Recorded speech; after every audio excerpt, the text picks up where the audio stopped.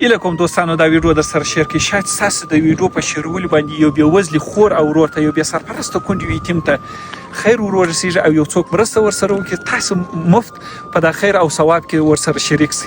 دوستانو نن هم الحمدلله رب العالمین په میدان وردګ ولایت کې و 200 بې سرپرسته کونډې یتیمانو ته 11 کلمه غذایي او غیر غذایي موادو توزیع آماده کړې ده.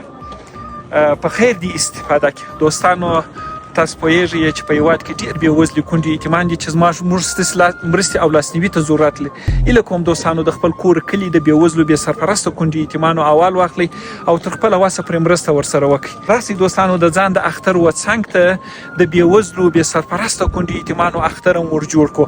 د هغو اختر هم د خوشحالۍ څخه ډک څومره خوند کوي چې زموږ د اختر و څنګ ته یو بې سرپرسته کونډو یتیم هم اختر ولري، هغه هم د اختر جامې ولري، هغه هم د اختر میوه لري.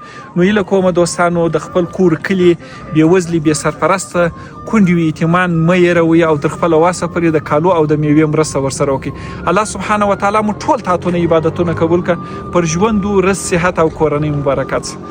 توزیع آماده ده دوستان.